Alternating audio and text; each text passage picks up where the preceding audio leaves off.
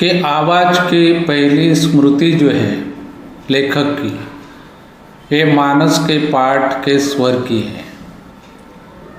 लेखक की आवाज़ की पहली स्मृति किसकी है? मानस पाठ के स्वर की। वे पिता के साथ प्रतिदिन उनके पास का स्वर सुनते थे। मानस के पाठ का स्वर लेखक के कान में जाता था। वे कल्पना करते हैं सौरी के जन्म के पहले दिन से ही उन्होंने पाठ का स्वर सुनना शुरू किया। सौरी का मतलब क्या होता है? ये शिशु का जन्म जिस कोठरी में होता है उसे कहते हैं सौरी। सौरी के जन्म के पहले दिन से उन्होंने मानस के पाठ का स्वर सुना है। सौरी पूजा की कोठरी के सामने के दालन के सिरे पर बनाई जाती थी। लेखक के घर में जो सौरी बनाई जाती थी, ये कहाँ बनाई जाती थी? पूजा की जो कोठरी है इसके सामने वाला जो दालन रहता है, इसके एक सिरे पर बनाई जाती थी। राधा बताया करती थी लेखक को कि जब वे बच्चा थे और जब भी कभी रोने लगते, बहुत रोने लगते, लेकिन जैसे ही उनका खटोला पूजा की कोठरी के सामने रखते तो वे चुप हो जाते थे, शांत हो जाते थे। बच्चा थे, बिल्कुल छोटे थे। तब जब वे रोने लगते और कुछ भी करने से शांत नहीं होते, ऐसे समय जब उनकी जो चारपाई रहती थी, खटोला रहता था, ये पूजा की कोठरी के सामने रखते थे, डाल देते थे, तो ये शांत हो जाते थे। और क्यों शांत होते थे?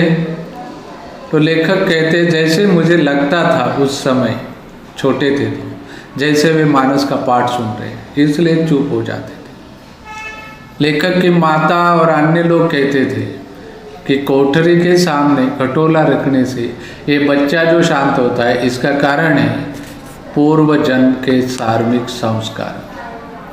माता मानती थी ये बच्चा जो है, इसका जो पूर्व जन्म है, इसमें इसके ऊपर बड़े धार्मिक संस्कार हुए और यही कारण है कि पूजा की कोठरी के सामने खटोला रखने से शांत होता है।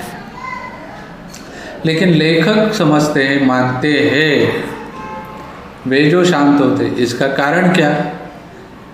तो पिताजी का जो स्वर और लय थी, ये लय और स्वर उनको शांत कर देता था।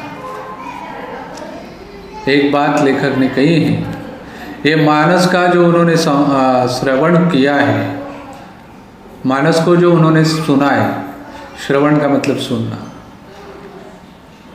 मानस को जो उन्होंने सुना है, इसके जो संस्कार हुए हैं, इन्होंने, वे कहते हैं कि उस समय उनकी बड़ी सहायता की, बहुत बड़ी सहायता की।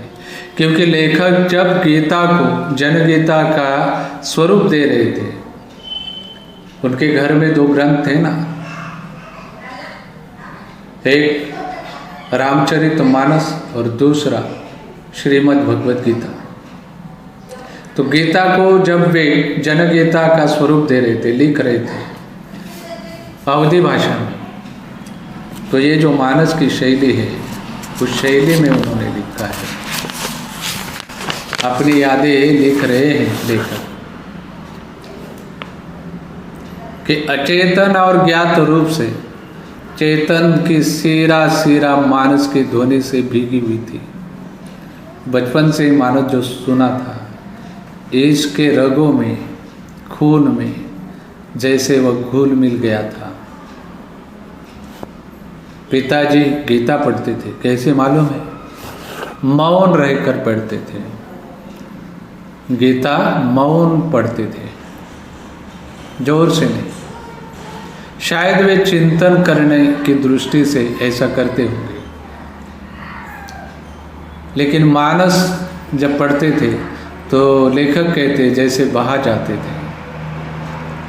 ये दिल से पढ़ते थे मानस को। संस्कृत का उनका जो ज्ञान था उनके पिता का, ये साधारण था। मानस में जो संस्कृत शब्द थे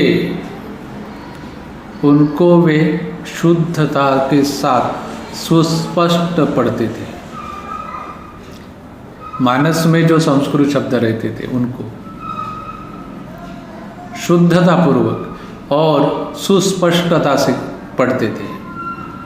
उनका जो संस्कृत का उच्चारण था, ये उच्चारण सुख अनुभव न करते थे। वे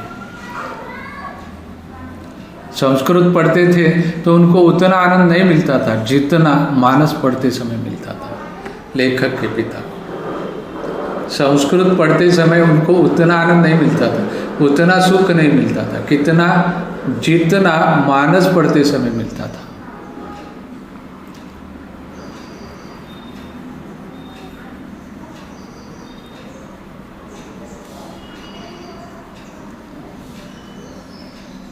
लेखक को भी एक शौक था कविता स्वस्वर कहना। कविताओं को सुस्वर में पढ़ना ये लेखक को शौक था। ब्रज और अवधि से, ब्रज और अवधि भाषा में जो कविताएं रहती थी इनको ये बड़े सुस्वर से ताल लय से पढ़ते थे, घंटों तक पढ़ते थे लेखक। मानस का तो स्वस्वर अखंड पाठ उन्होंने कई बार किया है। लेखक ने मानस का कई बार पाठ किया है।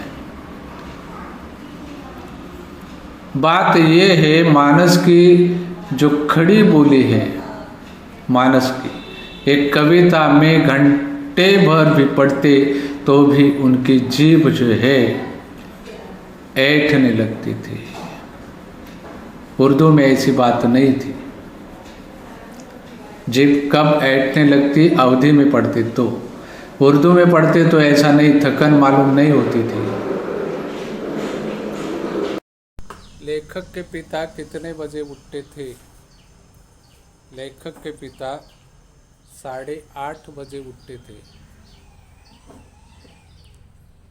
लेखक के पिता भोजन कहाँ बैठकर करते थे? लेखक के पिता भोजन रसोई में बैठकर करते थे।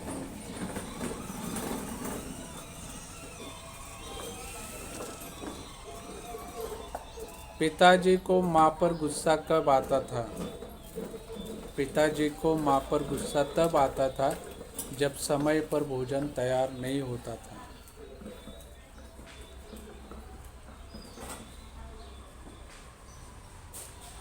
समय पर भोजन तैयार नहीं होता था तो क्या हो जाता था? पिता बिना कुछ खाए पिए दफ्तर चले जाते थे। कैसे चले जाते थे? जल्दी जल्दी में कपड़े पहनते थे और दफ्तर चले जाते थे। पिता ने कुल कितने वर्ष तक नौकरी की? लेखक के पिता ने कुल 35 वर्ष की नौकरी की। लेखक के पिता की नौकरी की क्या खासियत रही? 35 वर्ष की नौकरी में एक ही दिन देरी से नहीं गए, समय पर दफ्तर गए हैं। बिना खाए पिए लेखक के पिता दफ्तर जाते थे तो माँ क्या करती थी? जिस दिन लेखक के पिता बिना खाए पिए दफ्तर जाते थे उस दिन लेखक की माँ जल्दी जल्दी से पूरियाँ बनाती थी और मोहल्ले के किसी आदमी से लेखक के पिता को खाना दफ्तर भिजवाती थी और जब तक वह लेखक के पिता को खाना देकर वापस नहीं आता था तब तक कुछ भी नहीं खाती थी। लेखक की माँ को कब उपवास होता था? उपवास कब होता था? जिस दिन पिता को खाना भिजवाने के लिए लेखक की माँ को कोई भी आदमी नहीं मिलता था उस दिन पूरे दिन लेखक की माँ कुछ भी नहीं खाती थी।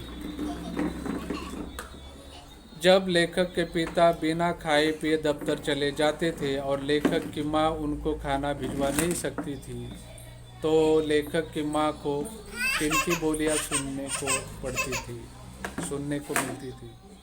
3 बूढ़ियों की। ये 3 बूढ़िया कौन है? एक राधा, दूसरी लेखक की दादी और तीसरी महारानी। ये तीनों बुढ़िया लेखक की माँ को बोली क्यों सुनाती थी? क्योंकि लेखक की माँ पूरे दिन नहीं खाती थी, तो इनको भी खाना नहीं मिलता था और अपना गुस्सा पूरे दिन लेखक की माँ पर उतरती रहती थी।